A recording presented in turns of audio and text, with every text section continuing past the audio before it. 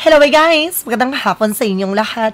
I am Chirgas Mamasguri Channel, a faith healer, also a tarot reader. So ngayong hapon na to, natalakayin natin ano kayang gusto sabihin ng ating mga gabay para sa ating president na si President Bongbong Marcos Jr. This is something a daily gabay. So ito na yung request ng ating mga viewers for daily gabay. Now this is a daily messages para sa ating president na si President Bongbong Marcos Jr. Hagilapin natin at tuklasin natin ano mga kaganapan pa sa kanyang buhay, sa kanyang administrasyon ng ating mga hagilap. Bibigyan natin siya ng mensahe at gabay nang matuklasan natin ano pinakamensahe ng ating mga angel spirit ng ating mga hagilap. So guys, ito na. Tuklasin at bulabugin natin yan. So once again guys, this reading is something a pawang gabay because it is something entertainment purposes, That of course, guys, kung hindi ka pa nakaka-subscribe sa akin channel, please subscribe nyo na ako dyan and hit notification bell for more videos update. Para updated kayo sa mga videos ko every single day. Okay, guys, eto na. Umpisa na natin ang laban, so let's watch this. Angel Spirit, please give me information po. Ano kaya gusto sabihin ng ating mga baraha para sa ating president na si President Bongbong Marcos Jr. Let's see. So there's a Three of Pentacles. So this is something guys with the collaborations. Now this is something connections na may mga taong nakakasalamuha at nakakausap ang ating President Bongbong Marcos. Na maraming mga collaboration and even partnership. Meron siyang mga makakasalamuha at makakasama dito na mayroong kaugnayan sa partnership. And because there's something, a death card. Now, there's an ending and a beginning. Maaring there's a death card. Mag-ingat siya sa mga taong pagkakatiwalaan niya. Sa lahat ng bagay, sa lahat ng taon na makakasalamuhan niya. Kasi there's a death card. Now, there's something na death represents something, shugi, Maaring, there's a death card, something, represents something an ending. Now, ending from a situation or ending from a life. So, kaya kailangan mag-ingat siya. Let's see, clarify pa naman natin yan. And there's a Fool card for a leap of faith. Para sinasabi dito, magkakaroon siya ng bagong simula at panibagong pag-asa. Huwag siya magtitiwala basta-basta ha. Maging aware siya for mga action and decisions. So there's something guys with a Five of Swords. So ibig sabihin dito, there's a Five of Swords, something as self-sabotage. Mag-ingat siya sa mga action and decisions niya. Mag-ingat siya sa mga bagay na gagawin niya. And there's an Knight of Cups, there's an offer. Sabi ka na nga ba, may offer to talaga sa kanya. Huwag siya magtitiwala, lalo-lalo na sa usapin pagkain o inumin. There's an offer. May offer sa kanya dito, nakikita niyo yan. May offer sa kanya, mag-ingat po siya. Maging aware siya. And of course, guys, there's something at Two Pentacles with the Three of Pentacles. There's something collaboration. Sinasabi dito, maging balance siya sa mga taong makakasalamuhan niya. Sa mga taong makakausap niya. Balance lang. And because there's a King of Swords, stop the pattern. Ibig sabihin, putulin niya na yung connection din dito. At maging wais siya. Mag-ingat siya sa taong to. Mayroon siya nakakasalamuha.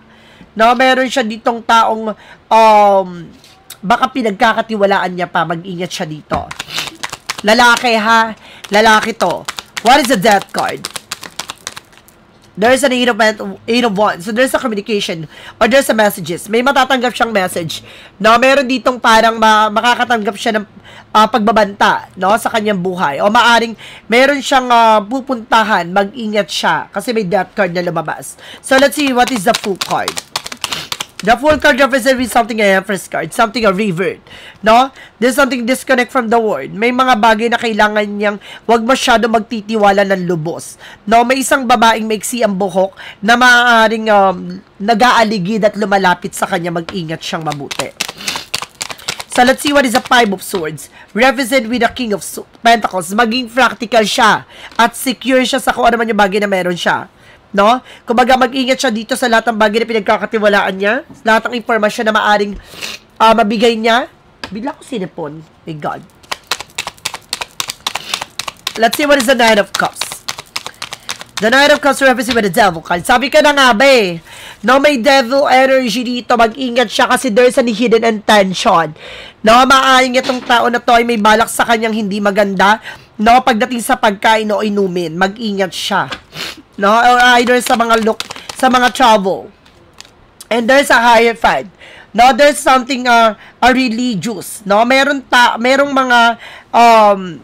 mga religious dito na sumusupport sa kanya, ha? And there's an Ace of Pentacles. There's a big shot and big money coming in. No, may kaugnayan dito na maging wais siya sa mga offer na to. No, may malaking offer sa kanya dito, malaking perang paparating sa kanya dito. O mayroong malaking involved na pera dito na maaring mabawi. See? There's a Six of Pentacles. No, mababawi, no? At maaaring mapagbayaran na. Ano man yung bagay na ginawa dito. And of course, meron dito ako na sense sa inutusan, no? Para pabagsakin siya dito with a death card. Let's see. Wait lang, guys.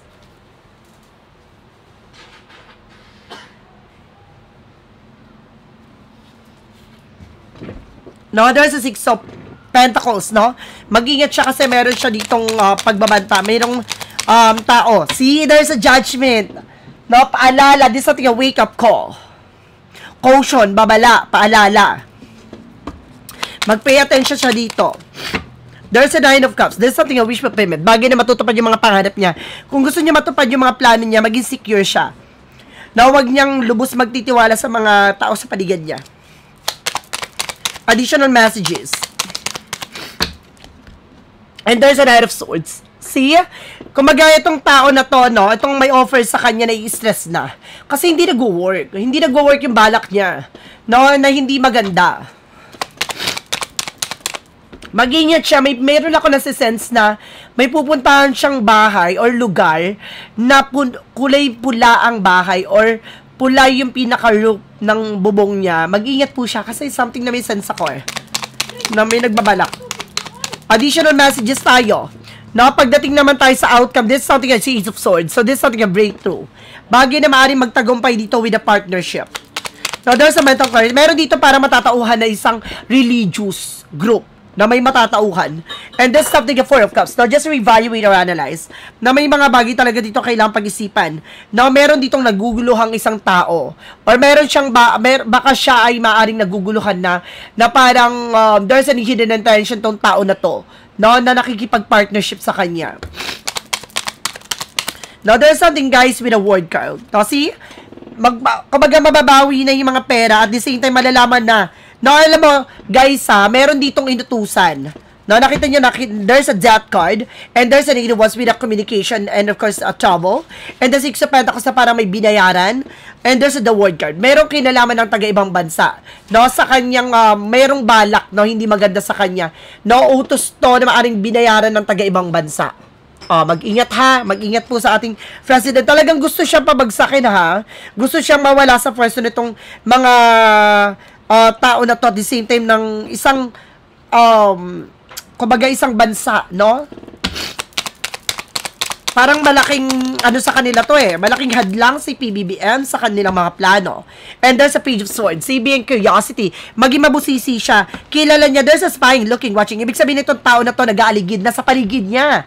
Babae ito na miksi ang buhok. No? And of course, there's something, guys, with a magician for manifestation. Talaga mamamanifest niya. Makukuha niya at magagawa niya ano man yung talagang plano niya. So, ibig sabihin, may isa sa kataparan niya. No? Magtatagumpay siya. Sabi ko na nga ba eh, there's a group of people, there's a tatlong babae, diba? At yung sinasabi ko kanina, with a Knight of Cups, itong tao na to ang may offer, na nagkakaroon sila ng anxiety, sleepless night, kasi hindi nag-work ang kanilang masamang plano. Diba? There's an offer na pagkain inumi. There's a devil card with a black intentions. And because that's a Knight of Swords, na hindi na siya, na-stress na sila, at itong tatlong babae na to, there's a three people, no? 3 women. Diba? Tumbok sa tumbok. Talagang pinapakita, no, talagang hindi sila titigil.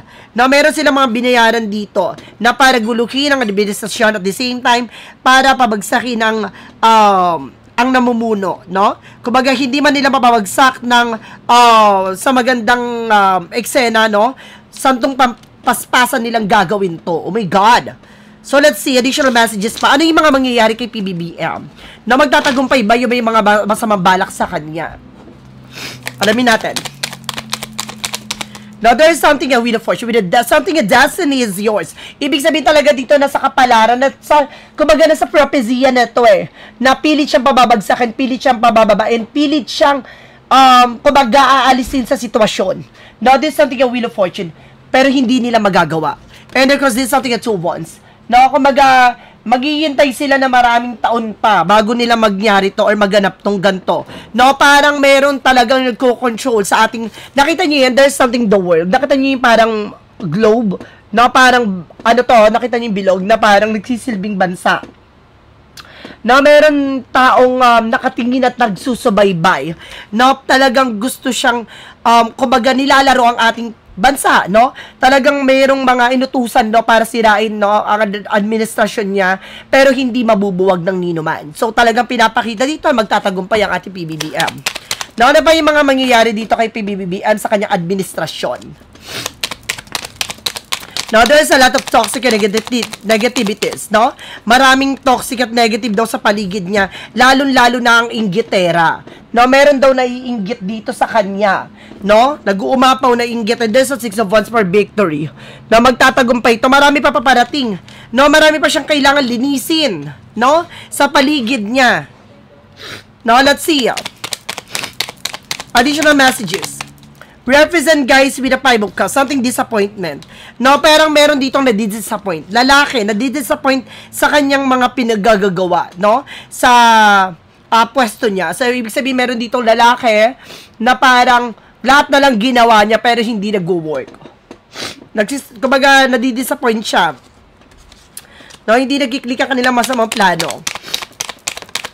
Ano pa yung maaaring eksena ni PBBM dito na mahagilap natin, no? Yung mga taong, kumbaga, pilit siyang, ano, no? Pinababagsak. Ano yung mga eksena pa nila? There's a 5 of Pentacles, see?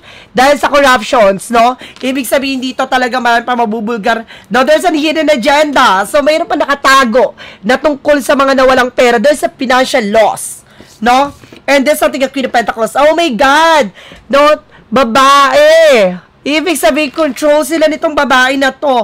Ang pinaka-hidden agenda dito, no, gusto nila mapaupo itong babae sa pwesto na to para matanggal talaga lahat ng mga issue or either ang kanilang mga kasalanan ay hindi mabigyang katuparan, no? Kumbaga, itong kasalanan nila hindi mapagbayaran. So, talagang ang pinaka-hidden agenda dito, no, ay may tungkol sa babaeng to, no? Talagang siya yung pinaka-punot dulo ng eksena.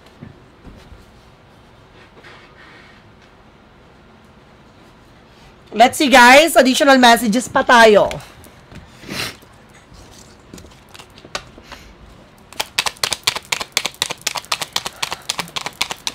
Ano yung mangyayari kay PBBM, no? Sa mga eksenang ginagawa niya ngayon na mananatili ba ligtas sa kanyang sitwasyon at posisyon? Now, there's an 8 of Cups. No, mag-ingat siya sa mga pupuntahan niyo with the 8 of Cups, no? Makaka-recover din dito at magiging maganda, no, ang kanyang, kumbaga, plano, no? Kung ano man yung bagay na gagawin niya, makaka-move on siya. Maaari kailangan niya na mag-ingat sa mga pupuntahan niya. No? Kailangan niya mag-double secure. No, let's see. Additional messages tayo. No, sino ba yung mga tao na kailangan malaman dito? No, parang, kumbaga, sino pa ba yung may hidden agenda sa kanya? Sino pa ba yung may, kumbaga, mayroong masamang balak or mayroon pang hindi magandang ginagawa? Kailangan natin malaman, matumbok natin kung ano yung magiging ganap nung tao na yon. Now, there's a temperance with a perfect timing.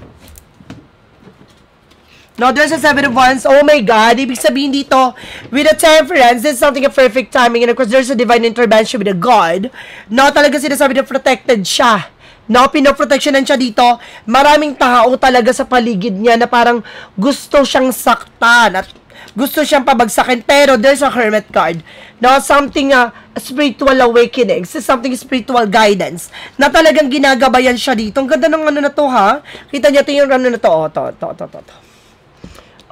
There's something a 3 of Swords. Ito yung sinasabing pain or taong may insecure or may inggit sa kanya. No? Alam nyo guys, no, ito yung tao na nasa paligid niya pa. No, there is something as 7 of Wands, protektado siya. No, lalantad lahat isa-isa. Isa-isa ng lalalantad. No? Sino yung unang malalantad dito? Lalaki, babae? Lalaki, babae?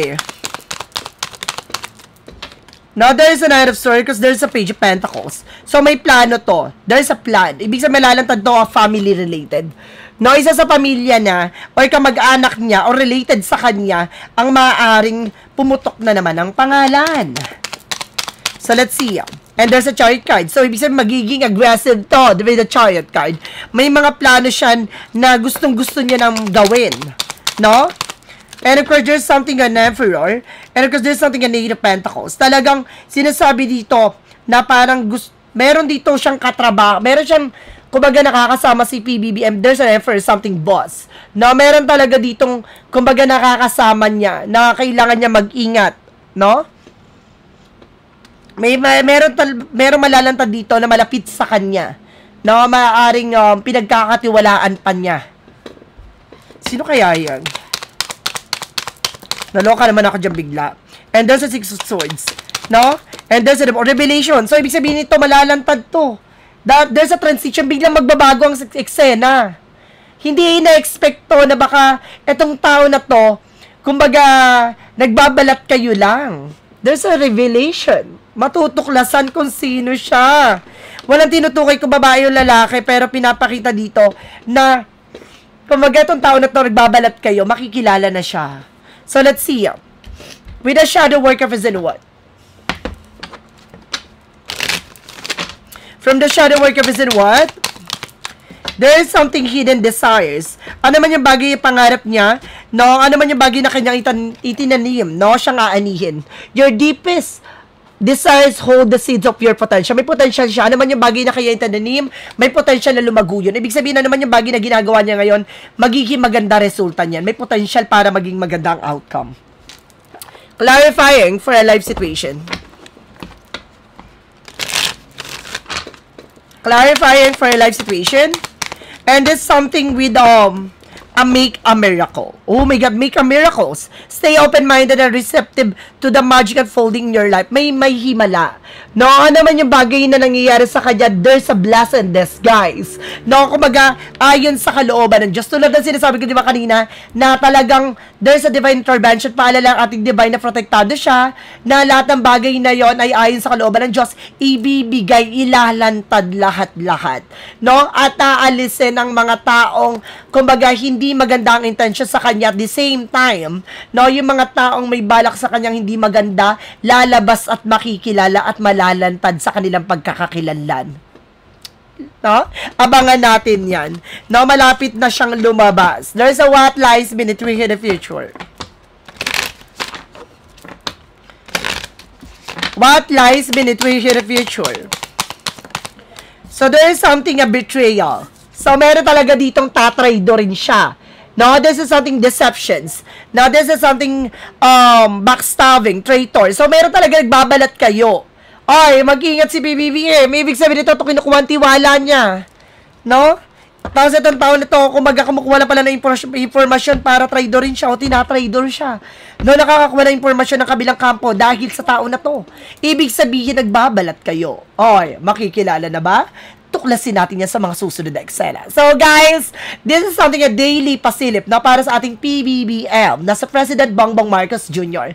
So once again, this is something an entertainment purposes and of course, this is something pawang gabay lamang. So guys, this reading, something, gabay lamang po in Angel's Messages lang siya ha. Then of course, don't forget to like and subscribe my channel and hit notification bell for more videos update. Then of course, makipollow na rin ako sa aking FB page ha. Faith Healer Masaganda. Then of course, maraming salamat po sa mga walang sabog support sa aking channel. Lalo na ang dinigil-skip ng ads sa way pagpalain kayo ng Diyos at may kapal siksik liglig umapo na biyayang manumbalik sa inyo. Maraming salamat po and see you in the next video. Bye-bye. And babush!